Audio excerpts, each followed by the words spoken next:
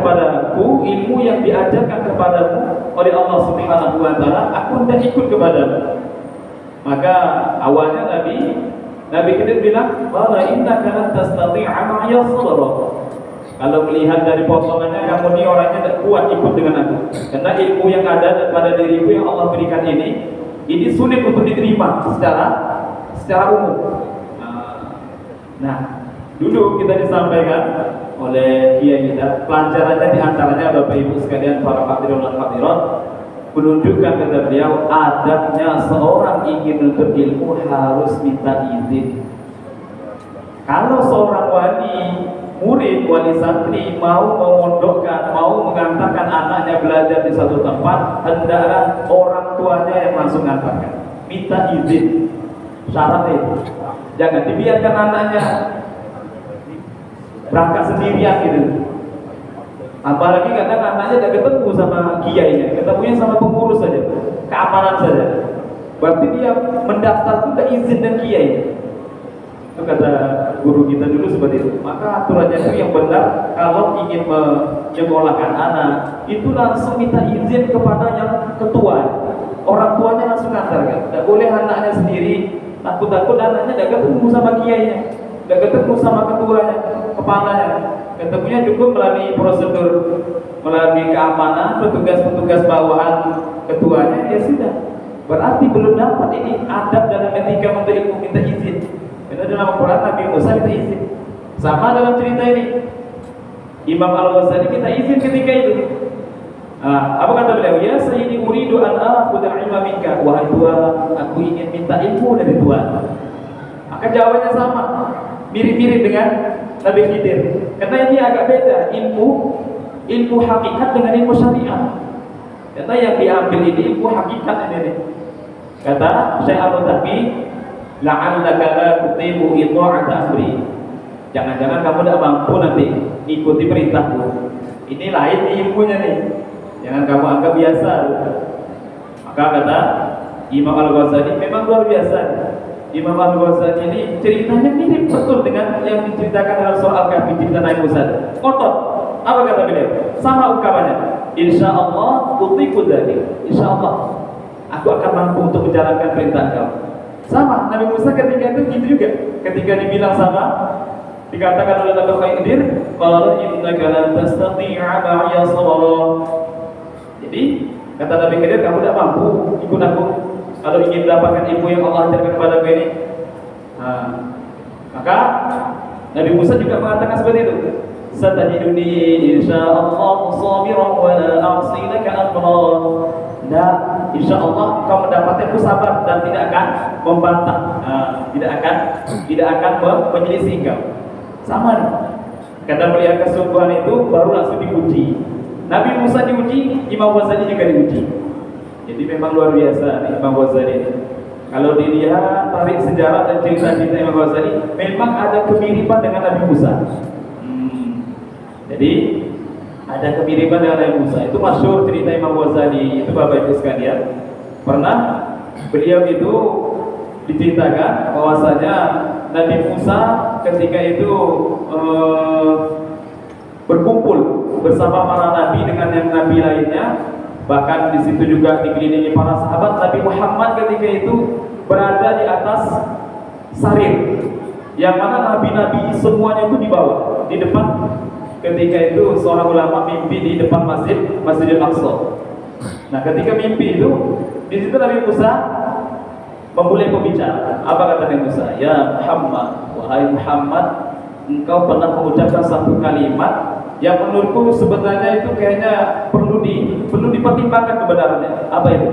Engkau pernah menyatakan seperti ini, wahai Muhammad, ulama ummati ka anbiya'i bani Israil. Ulamanya di kalangan umatku sabda Rasulullah itu seperti nabi-nabinya di Bani Israil. Level keilmuannya itu. Makanya aku agak keberatan nih dengan ungkapan ini, terlalu berlebihan kau mengungkapkan ini. Kau seakan-akan mensejajarkan ulama-ulama di kalangan umatmu itu dengan nabi-nabi. Padahal nabi itu makhluk pilihan itu. Maka Nabi Muhammad menyatakan, ya benar.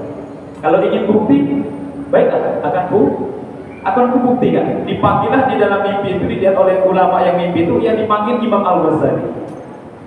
Imam Al-Ghazali dipanggil Imam Ghazali, ya Muhammad, ada namanya sama Muhammad, Ta'al Muhammad ke sini. Maka kata Nabi Muhammad SAW dalam mimpi itu, silakan tanya ini. Ini salah satu ulama di kalangan umat, Muhammad bin Muhammad Al-Ghazali. Maka Nabi Musa dalam mimpi itu langsung tanya, siapa namamu? Ditanya dulu namanya, ditanya dulu. Ingin lebih jelas itu. Ketika ditanya, itu Imam Ghazali jawabnya panjang. Kata beliau, namaku Muhammad bin Muhammad Al-Ghazali Al-Tusi. Stop. Saya cuma nanya nama kamu, bukan ayah dan kakekmu. Kok panjang betul jawabanku ini. Ya Muhammad, bagaimana ini? Ini umatmu yang kau katakan yang akan mewakili ulama di kalangan umatmu itu sejajar, seakan-akan kedudukannya, kefahamannya dengan nabi-nabi di kalangan Israel. Ini aku tanya satu, kok jawabnya banyak. Maka ketika itu Imam Al-Ghazali menunggu perintah Rasulullah, karena ada, dan langsung menjawab. Baginda Nabi, persilakan jawab. Maka apa kata Imam Al-Ghazali ketika dalam itu? Wahai Nabi Allah Musa, kalau engkau mencela saya sebab satu pertanyaan dijawab dengan banyak, tentunya yang lebih layak dicela dulu tuh engkau. Loh, kok bisa? Kata Nabi Musa. Dari mana engkau tahu? Ya, engkau tuh pernah punya riwayat cerita yang disebutkan dalam kitab Al-Quran, kitab suci Al-Quran tentang engkau. Engkau pernah ditanya satu, cuma jawaban banyak. Kalau engkau menyalahkan aku, ditanya satu jawabnya banyak, engkau lebih dulu salah. Apa itu kata Nabi Musa? Dalam surah Toha, Allah pernah menanyakan kepada engkau, wa ma tilka biyaminika ya Musa. Musa, apa di tangan kanan engkau? Allah cuma nanya apa yang di tangan kananmu itu Musa. Tapi engkau jawab apa? Qala hiya 'asaya atawakkau 'alaiha wa ahushu biha 'ala ghanami wa liya fiha ma'arib ukhra. Allah cuma nanya, cukup engkau jawab tongkat selesai, tapi engkau kan jawabnya bertele-tele itu, panjang. Apa kata engkau? Qala hiya 'asaya. Ya Allah, ini tongkatku. Atawakkau 'alaiha, aku jadikan sandaran untuk berjalan. Wa ahushu biha 'ala ghanami, aku jadikan untuk menggembala kambing-kambingku. Wa liya fiha ma'arib ukhra, dan banyak lagi kepentingan-kepentingan yang membantuku dengan tongkatku ini. Maka kata Imam Ghazali, coba lihat. Ketika itu langsung sadar Nabi Musa, betul. Maka barulah Nabi Musa mengakui, memang ini umatmu, ulamanya seperti Nabi di kalangan Bani Israel. Nah, ini Imam Ghazali. Maka Imam Ghazali ketika itu sama ini, ingin berguru dengan Syekh Al-Mutaqi.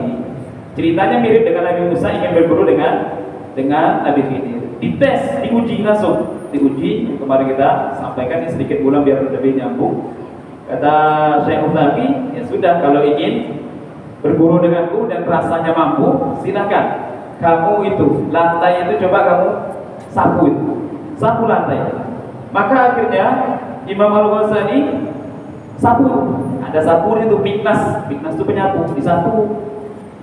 Kemudian selepas disapu dibersihkan, ternyata ada aziratan. Aziratan itu kotoran-kotoran hewan kecil, mungkin kotoran tikus, cicak.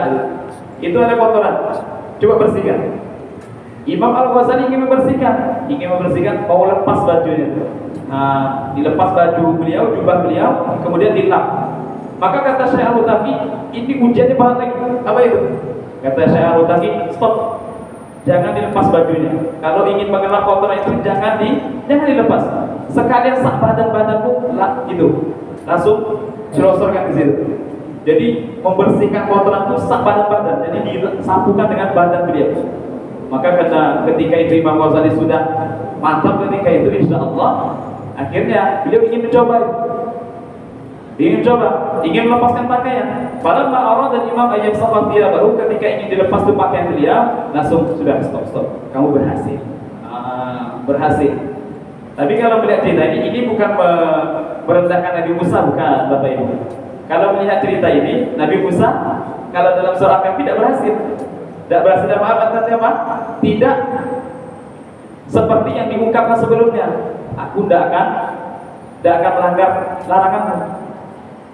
Ya, ketika itu diuji, naik sampahnya dibolongi, protes. Apa nih? Kok sampah ini yang bawa kita nyebrang, kok kamu malah malah bolongi. Kata Nabi Khidir, nah kan, alam aqul innaka lan tastati'a ma'iya sabra. Kan sudah aku bilang, kamu tidak kuat ikut saya, tidak sabar kamu. Oh iya, maaf, saya lupa kata Musa. Ya, kata Nabi Musa lupa, tidak mampu. Awalnya insya Allah dari Musa. Ujiannya lebih berat lagi. Ujiannya ketika itu ketemu anak-anak masih main, masih muda, kecil-kecil main. Sama Nabi Khidir ada satu orang anak ditangkap kepalanya, ditangkap patah, mati langsung. Langsung tambah Nabi Musa ini tambah heran, tambah ikat. Kok engkau bunuh ini? Qala aqatalta nafsan zakiyatan bighayri nafs laqad ji'ta syai'an nukra. Kamu ini kok bunuh jiwa yang tidak ada dosa? Engkau ini betul-betul melakukan perkara mungkar. Nah, kan kata Nabi Khidir, qala alam aqul laka innaka lan tastati'a ma'iya sabra. Sudah kukatakan kamu tidak akan kuat ikut saya. Oh iya, maaf. Dibilang lagi sama Nabi Musa, qala in sa'altuka 'an syai'in ba'daha fala tusahibni qad balawta min ladunni 'udra. Ya sudah kata Nabi Musa, in sa'altuka 'an syai'in ba'daha, selepas ini yang ketiga kali, ini kedua nih, kok kutanya lagi, masih komentar lagi, sudah fala tusahibni, jangan bawa aku lagi. Engkau sudah memberikan aku uzur, memberikan aku keringanan. Kalau cerita Nabi Musa itu ceritanya Bapak Ibu sekalian, itu nanti berakhir. Bukan berarti Nabi Musa gagal, bukan. Inilah satu gambaran bahwasanya antara guru dan murid, kata para ulama, tidak boleh mukhalafah. Kalau namanya guru dan murid itu harus masalah bongkoan, kata orang Jawa itu. Istilah dalam kitabnya itu kal mayyiti baina yadayil ghasil. Dengan guru itu harus seperti halnya seorang jenazah, seorang mayit di hadapan yang memandikannya. Terserah apa yang mau dilakukannya, mau dibalik kanan, mau balik kiri, pokoknya tidak ada komentar, tidak ada protes. Apa risikonya? Kalau komentar protes dengan gurunya, maka pasti berujung nanti pada ayat berikutnya, ketika Nabi Musa datang bersama Nabi Khidir dan Yusha bin Nun ke kampung. Ke kampung itu ternyata minta jamu makanan, tidak dijamu. Malam yudhaifuhuma, orang kampung tidak menjamu mereka berdua. Akhirnya pergi. Ketika pergi menemukan rumah yang temboknya sudah mau jatuh, mau roboh. Maka Nabi Khidir yang membangunkannya, sebagai ahli tafsir mengatakan itu membangunkannya tidak pakai tangan, cukup pakai isyarat. Balik lagi. Nah, inilah ujian Nabi Musa yang terakhir. Yang tadi komentar, yang tadi protes. Kalau ini usul, kalau ini usul, ngasih saran. Nah, jadi tidak bagus murid ngasih saran guru, tidak bagus, kurang tepat. Yang tadi kan komentar tuh, kritik, agak ingkar dengan perbuatan gurunya. Bolongi sampah, tidak cocok, komentar, kritik. Bunuh anak kecil, tidak cocok, kritik. Yang terakhir ini bukan kritik, ngasih saran. Ngasih saran. Nabi Musa ketika itu ngasih saran. Nah, kata Nabi Musa, "Lau syi'ta lattakhadhta 'alaihi ajra." Coba sekiranya kamu ambil upah nih, kan kamu sudah capek, kamu sudah melakukan kebaikan. Kamu minta upah sama orang kampung tuh. Ini rumah mereka ini sudah mau roboh. Nah, rumah mereka sudah mau roboh. Coba minta upah. Nah, sudah. Langsunglah Nabi Khidir mengatakan, "Qala hadza firaqu baini wa baini." Inilah terakhir perpisahan kita. Hadza firaqu baini wa baini. Ini perpisahanku dengan. Jadi kalau murid itu sudah banyak komentar, kritik, kemudian banyak ngasih saran, itu bisa berujung nanti murid dan guru tidak akan bertahan, akan terjadi pisah. Ini pelajaran sebenarnya, bukan menyalahkan Nabi Musa, bukan. Nah, ini pelajaran untuk umat. Nah, ini kalau ini bukan Nabi, Imam Al-Ghazali berhasil. Kata beliau, ya sudah. Panaha Husayn anil kansi. Jangan, sudah pulang. Wa amarahu birruju' ila baitihi, silakan balik ke rumah. Nah, akhirnya Imam Al-Ghazali balik dari situlah, baru beliau berhasil, barulah mendapatkan ilmu wahyi langsung dari Allah tanpa belajar. Tanpa belajar. Balik ke madrasahnya bilang, Karena yang dikaji di madrasahnya itu banyak ilmu-ilmu syariat saja. Apa kata beliau? Ini tempat kita belajar selama ini. Hadza mahallu talahubina ma'asiyah. Tempat main-main, tempat anak-anak saja. Jadi beliau membandingkan itu. Tidak ada apa-apanya ternyata dibanding ilmu yang hakikat yang langsung datang dari Allah dengan ilmu yang kita usahakan selama ini, belum apa-apanya. Kita ini masih dianggap main-main. Itulah yang Imam Al-Ghazali seperti itu. Bapak Ibu dirahmati Allah Subhanahu wa taala, wa qad a'tahu Allah taala al-ulum ad-dunyah, dan Allah sungguh telah memberikan kepada Imam Al-Ghazali penyusun kitab Bidayatul Bidayah ini ilmu laduni langsung dari Allah Subhanahu wa taala. Kemudian di sini Imam Al-Ghazali memberikan nasihat kepada kita terkait mengenai ilmu yang diperoleh. Kata beliau, wa in kunta tatlubul ilma min al-qin wal qal ay al-mukhasamah wal mira'i wal jidal fama 'azzama musibataka wa ma atwala ta'daka wa ma 'azzama hikmanaka wa khusranaka. Jika engkau itu menuntut ilmu tujuannya untuk berdebat, untuk supaya tekar-tekar, hebat-hebatan adu argumen, maka kata beliau, alangkah besarnya musibahmu, alangkah lamanya susah payahmu, alangkah besarnya kerugian dan kemalangan dirimu. Jadi beliau anggap orang itu kalau menuntut ilmu cuma untuk sekedar biar hebat retorika dalam penyampaian, hebat dalam berdebat adu argumen, itu kata beliau sungguh merugi sekali, sungguh merugi sekali. Fa'mal masyita, lakukanlah sesukamu minal manhiyat, dari apa-apa yang dilarang oleh Allah Subhanahu wa taala, illam takhaf al-halak, jika kamu tidak takut akan kebinasaan. Ini ungkapan ini seakan-akan menyuruh, tapi sebenarnya maknanya melarang. Jadi kita dikenal dalam istilah bahasa Arab tahdid. Tahdid itu nyuruh, tapi maknanya bukan maksudnya biar dikerjakan, bukan gitu. Kan dikata-kata Imam Al-Ghazali, ya sudah kata beliau, fa'mal ma syi'ta minal manhiyati lam takhafil halak. Lakukanlah semua apa yang mau kerjakan aja. Apa yang dilarang Allah itu langgar saja. Kalau udah takut binasa. Ini perintah, kata-kata perintah, tapi di situ mengandung ancaman. Maknanya apa? Maknanya jangan dikerjakan gitu. Seperti dalam firman Allah surah Fussilat ayat 40 itu. I'malu ma syi'tum innahu bima ta'maluna basir. I'malu kata Allah, lakukanlah oleh kalian semua wahai hamba-hambaku, ma syi'tum, apa yang kalian kehendaki. Lakukanlah sesukamu. Tapi ingat, ada masanya nanti kamu akan dibalas. Jadi itu perintah, tapi bukan maksudnya dikehendaki, bukan maksud yang sebenarnya dikehendaki. Perintah itu untuk mengancam lah. Ibarat kalau orang kita tuh, orang Indonesia, kalau lagi jengkel sama anaknya ya, anaknya ini susah betul diomongi, dibilang payah, sudah pergi sana ke tembok, jalan sekalian, biar ditabrak sekalian. Itu bukan berarti memang orang tuanya pengen anaknya mati ditabrak, bukan. Itu melarang, tapi maknanya kamu jangan dikerjakan malah.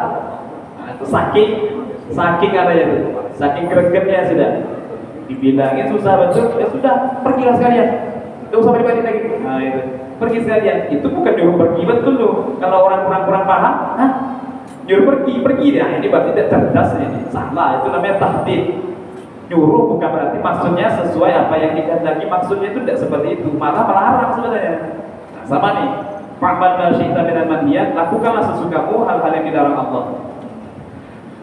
Inna dunia, karena sesungguhnya dunia allati tatlubuha, yang kamu cari, biddin, dengan menjual agama, la tusallamu laka, tidak akan mungkin diberikan kepadamu, wal akhiratu taslub, sedangkan akhirat justru akan sirna, lenyap dari dirimu.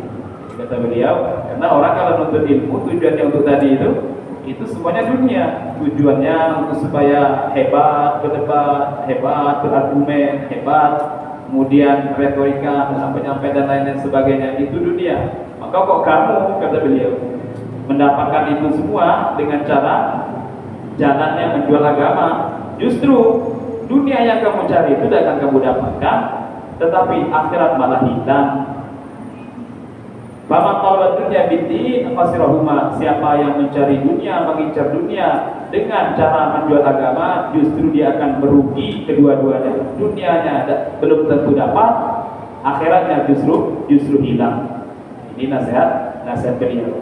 Orang kalau cari dunia dengan agama itu sebenarnya rugi dua-duanya. Dunianya belum tentu dapat seperti yang diharapkan, Kalau akhirat pasti hancur sudah, karena dia menjual agama untuk dunianya. Tetapi kata beliau, wa man taraka dunya lid-din rabahahuma jami'an. Namun siapa yang meninggalkan dunia untuk memperjuangkan agama dia, justru dia akan mendapatkan keuntungannya dunia dan agama ini. Nah, seperti ibarat itu orang dia menanam padi ya otomatis rumput kan tumbuh dengan sendirinya. Tetapi kalau orang sibuk dengan rumput, padi belum tentu tumbuh. Itu diumpamakan tamsil perumpamaan seperti itu. Orang yang kejar dunia dengan bahkan menjual agamanya itu seperti orang nanam rumput. Belum tentu rumputnya tumbuh, yang pasti padi tidak akan tumbuh karena dia meninggalkan padi. Tetapi kalau orang meninggalkan dunia untuk agama, fokus ke agama, fokus ke akhirat, insya Allah dunia pun akan ikut. Tawajuh dia dengan akhirat, tawajuh dia ketaatan, itu kan akhirat, itu agama itu. Maka insya Allah dunia pun akan dimudahkan oleh Allah. Seperti itu tadi. Orang yang menanam padi dapat, insya Allah rumput tidak perlu diusahakan, rumput tumbuh sendiri dan ikut.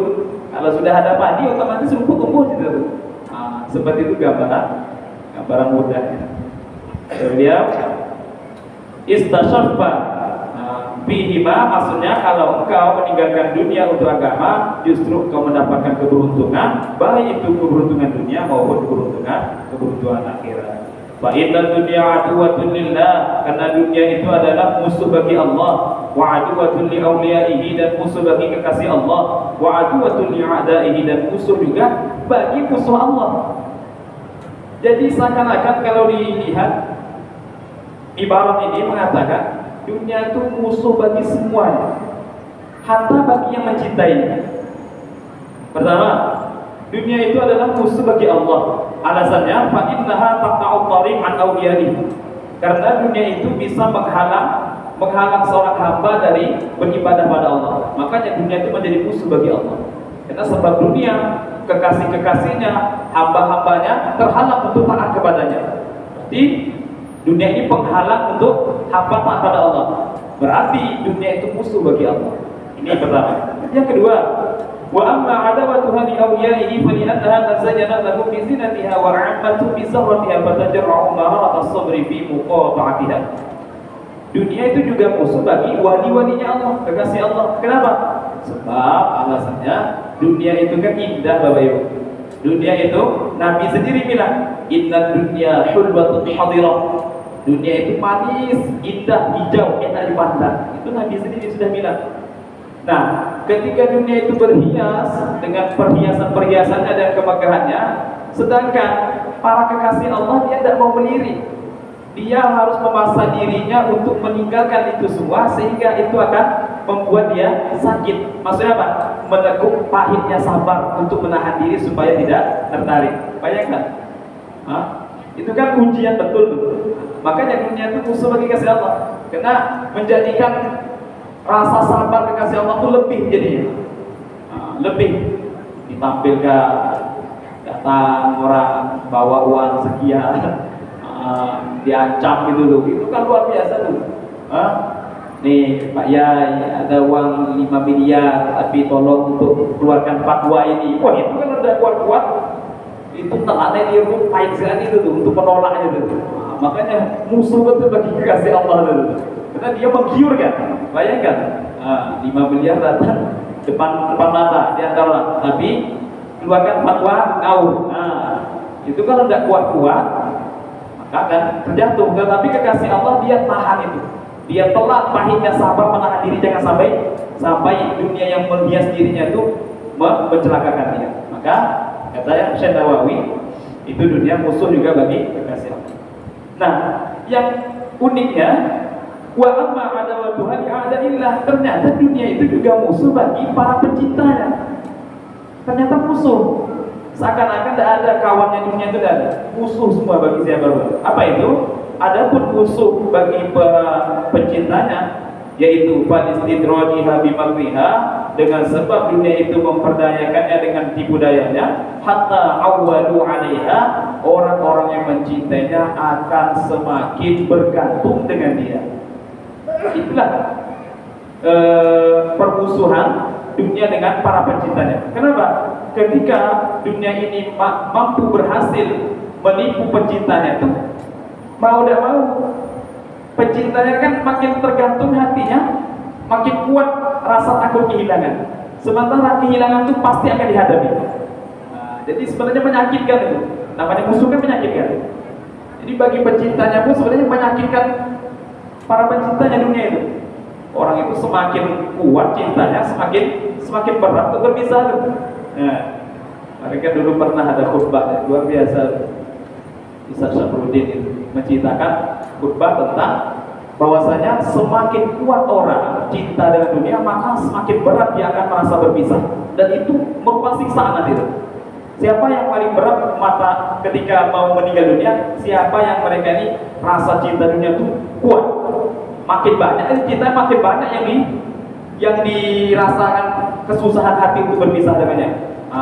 Cinta mobil, cinta rumah, cinta pekerjaan, cinta apa, makin banyak pula nanti kalau mau berpisah yang akan dia tinggalkan, yang akan dia sedihkan itu makin banyak. Tapi kalau tidak banyak, ya sudah, tidak ada yang disedihkan. Jadi sesuatu itu biasanya semakin disayangi, semakin dicintai, justru makin membahayakan. Maka benarlah kalau nasihat Sayyidina Ali karramallahu wajhahu dia mengatakan, ahbib habibaka haunan ma asa ayyakuna baghidaka yawman ma wa abghid baghidaka haunan ma asa ayyakuna habibaka yawman ma. Apa kata beliau? Pesan nasihat untuk kita, cintailah sesuatu itu ya sekedarnya saja. Karena bisa saja yang kamu cinta-cinta itu satu saat justru menjadi musuh bagimu. Dunia gitu juga, cintai ya seperlunya saja. Karena kalau kamu terlalu berlebihan, satu saat ada masanya, justru kamu benci dengan dia. Gara-gara dia kamu lelai, kamu meninggalkan ketaatan pada Allah. Ya, karena terlalu cinta, akhirnya sibuk. Namanya cinta kan sibuklah dengan yang dicintai. Lalu cinta, sibuk dengan dicintai, ternyata datang masa berpisah. Maka saat itulah orang-orang mau meninggal dunia itu yang paling dibenci dia itu adalah yang dulu menyibukkan dia taat dari Allah. Jadi cintailah sesuatu itu ya sekedarnya saja. Jangan terlalu berlebihan, kata Sayyidina. Karena bisa saja asa ayyakuna baghidaka yawma. Satu saat justru terbalik itu keadaan. Yang tadinya dicintai berubah menjadi yang dibenci. Begitu juga wa abghid baghidaka yawma hawlan ma asa ayyakuna habibaka yawma. Kalau membenci itu sekedarnya juga, kata beliau.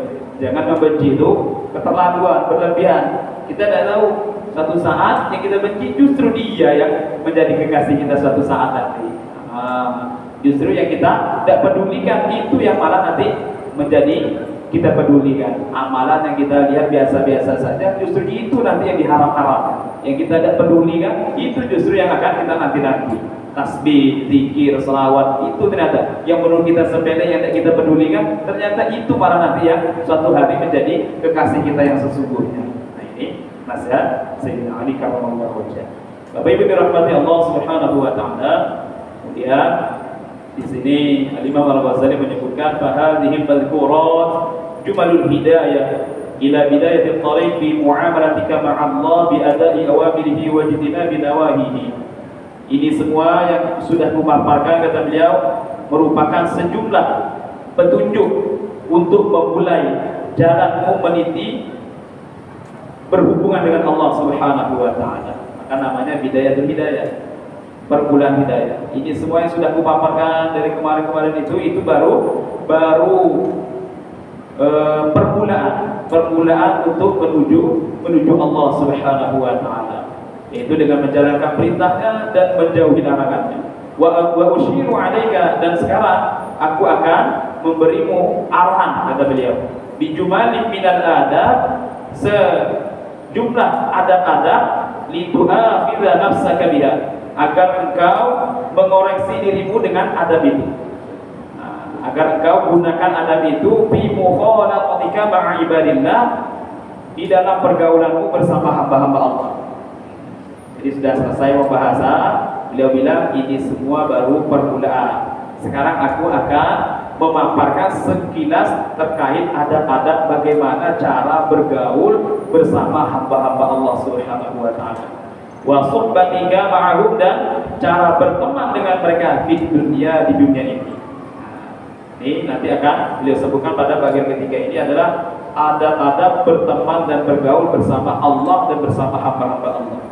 Ini kata beliau akan kupaparkan nanti sekelumit adab-adab yang bisa dijadikan pegangan, itu bergaul dan berteman dengan hamba-hamba Allah Subhanahu wa taala. Adab itu apa? Adab itu adalah al-adabu al-wuqufu ma'al mustahsanat. Adab itu menurut Ibnu Athaillah yaitu menjalankan segala sesuatu yang dianggap baik. Itu adab itu. Pokoknya menjalankan segala sesuatu yang dianggap baik itu adab itu. Kira-kira kalau dianggap baik sesuatu itu kalau dikerjakan, berarti itu orang sudah beradab itu. Sudah beradab itu. Tapi kalau sesuatu itu kemudian sebenarnya dianggap baik tapi tidak dikerjakan, berarti orang ini tidak beradab. Itu. Pokoknya kategori dikatakan adab itu menurut Ibnu Athaillah al-wuquf 'alal mustahsanat, menjalankan sesuatu yang dianggap baik. Secara umumnya fitrahnya manusia ini baik. Kalau dikerjakan berarti dia melakukan adab. Tapi kalau tidak dilakukan berarti dia tidak beradab. Pokoknya kita rasakan sendiri. Kira-kira ini kalau dikerjakan baik tidak? Dianggap baik tidak? Kalau dianggap baik berarti ini adab ini. Contoh, anak kecil berjalan depan orang tua. Kira-kira kalau menyelonong kita aja baik tidak dipandang? Tidak baik. Berarti kalau dilanggar itu tidak adab namanya. Kalau berjalan bagus, sopan, itu kan dipandang baik tuh. Mana itu adab itu? Itu adab tuh. Pokoknya sesuatu kalau dipandang baik, dikerjakan, itu adab itu. Menurut Ibnu Athaillah.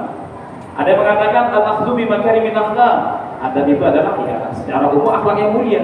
Akhlak mulia itu adab sudah. Ada yang mengatakan adalah ta'dhimu man fawqahu wa minhu biman dunahu. Ini lebih khusus lagi. Adab itu adalah memuliakan orang yang di atas dan menyayangi yang di bawah dia. Maka disimpulkan para ulama, dulu ada seorang ulama di India itu namanya Syekh Maulana Ilyas Al-Kandahlawi, menyusun adab-adab atau sifat-sifatnya para sahabat itu terkumpul pada 6. Pertama, keyakinan la ilaha illallah, kemudian salat khusyuk wudu, ilmu ma'al zikir, ikramul muslimin. Memuliakan seorang muslim ini bagaimana? Memuliakan ulama, menghormati yang tua, menyayangi yang muda, menghargai yang sebaya. Sudah. Kalau seperti itu orang beradab. Ulama dimuliakan, yang tua dihormati, yang muda disayangi, yang sebaya dihargai. Itu Bapak Ibu dirahmati Allah Subhanahu wa taala. Insyaallah pada pertemuan berikutnya akan masuk pada bagian ketiga, yaitu terkait tentang adab. Mungkin ini bisa dapat saya sampaikan. Lebih dari kurang saya mohon maaf. Kita tentukan tasbih kafaratul majlis. Subhanallah wa bihamdihi, subhanakallah wa bihamdika, asyhadu an la ilaha illa anta, astaghfiruka wa atubu ilaik. Bismillahirrahmanirrahim.